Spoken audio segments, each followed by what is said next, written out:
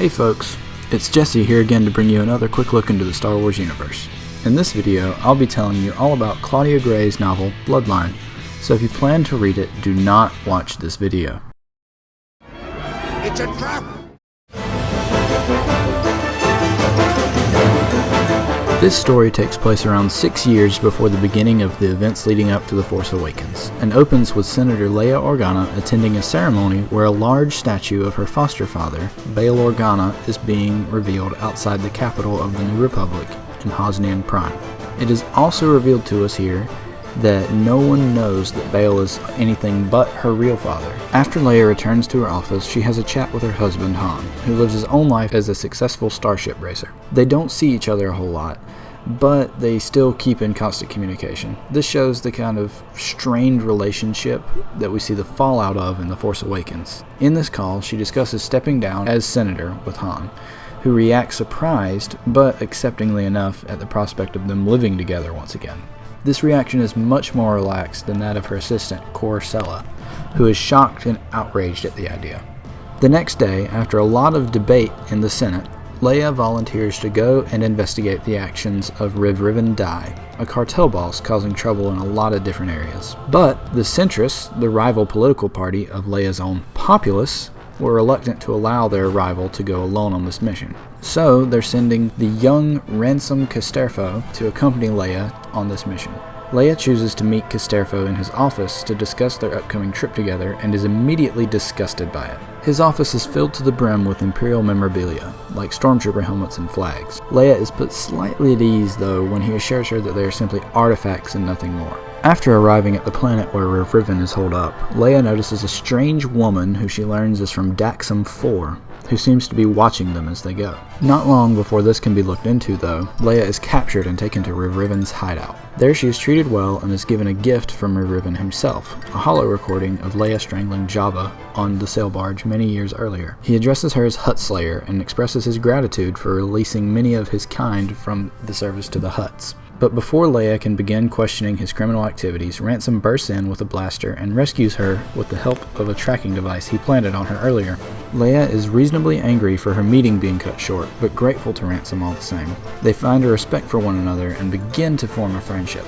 After returning to Hosnian Prime, Leia and Ransom urge the Senate to take action against Rev Dai. This is somewhat pushed to the side, however, when a centrist senator appeals to end the office of Chancellor and instead urges for a first senator who would have much more direct control over things. This to me reflected a lot of what Palpatine did in the final days of the Republic as he gained more and more personal control of the government. Much to Leia's chagrin, Ransom agrees with this motion and makes arguments in its favor. This disagreement puts the Senate at a standstill of opposition and support between the centrists and the populace. Leia is eventually coerced, however, into not retiring as she had planned, but instead putting in her bid to become first senator because she is respected by both sides. Leia is also visited by centrist Lady Syndian about the governorship of a small planet, Biran. Leia is the actual heir to this title, but does not want it, so is willing to help Syndian take it up in her stead, even just to get this political rival and general nuisance away from her. After some new information is found on strange actions in the Outer Rim, Leia sends her personal pilot, Greer Sonnel,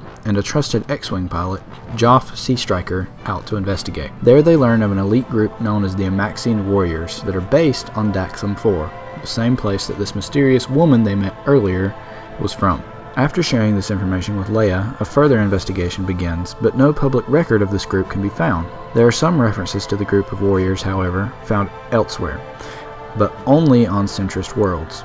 Leia then decides that Ransom is the only centrist that they can trust. Resting in this fact, she decides to meet him for dinner and discuss these findings, and Ransom is shocked at this. He then shares about his past and his hatred for the Empire. He even witnessed the execution of his own parents at the hand of Vader himself. Leia then shares her own experiences with Vader as he tortured her on the Death Star. This brings a lot to light that we could only suspect before. The next day, Leia sits down to meet with other populace at a meeting and notices a message written on her napkin that simply says, "Run." She then jumps up and leads the evacuation of the building, saving many lives as a large bomb detonates an entire half of the Senate building. Both political parties blame each other for the event, but Ransom and Leia both think that this napkin bombing, as it's christened, is linked to their investigation. So, Ransom takes Leia's pilot Greer Sonnel with him to Daxam 4 to investigate. There, he poses as an Imperial sympathizer and meets with Arlise Hadrassian, the mysterious woman from earlier in the investigation. She reveals herself to be a former TIE pilot and gives Ransom a tour of the facility. He and Greer soon learn how vast this organization is, and that they are a large paramilitary outfit with a large funding base. Ransom also learns that this is just one of many bases scattered throughout the entire galaxy, and that one of the main ones is located on SIBENSKO.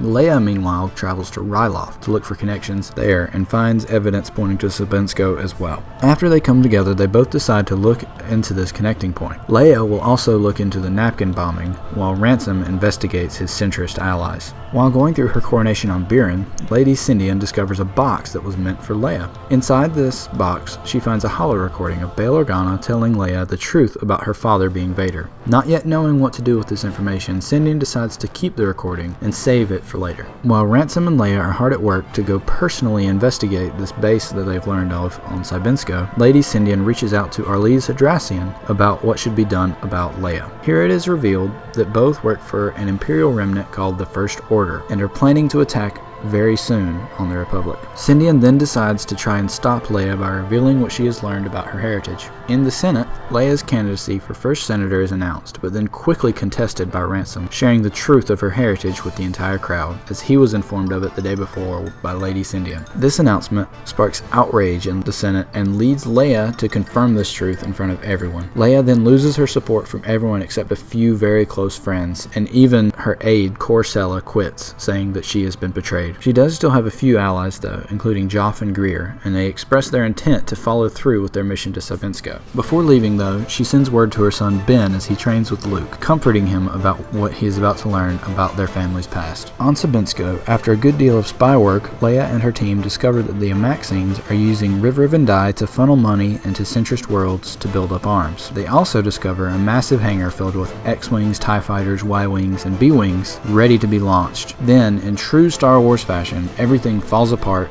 and degrades into a gunfight. Leia is eventually cornered and saved by Han showing up just in the nick of time, but without the Millennium Falcon, since that's already been lost before any of these events happen. During the fray, the entire base and all their evidence is destroyed, leaving them nothing but their experiences and what C-3PO has recorded to present to the Senate. Upon arriving back to Hosnian Prime, Leia informs the Senate of her discoveries and shows evidence gathered from C-3PO. Of course, this leads to more outrage and finger-pointing, but also begins a reconnection of Ransom and Leia, since he was the deciding vote that allowed her to speak to the crowd. Leia then begins to gather resources and people to build an organization that can oppose those who threaten the Republic. The closing scene of the book shows her addressing a group, including Admiral Akbar, Nien Nunb, Joff, Greer, and Snap Wesley, initiating the birth of the Resistance. This book was really surprising to me. I didn't expect it to really be as enjoyable as it was. I thought it was going to be a lot of politics, which it was, but Claudia Gray did a great job of making even those political fights very interesting and integral to the story. She also built a lot on many characters who would be considered minor characters otherwise, but giving them a lot of background information and just making them likable overall. I want to encourage you here that even if you have watched this video, to still go and read the book. There are so many storylines and character development points that I didn't even touch on during this video because there's just not enough time. So please go pick up Bloodline by Claudia Gray today so that you can have a lot more background into the events that lead up to The Force Awakens.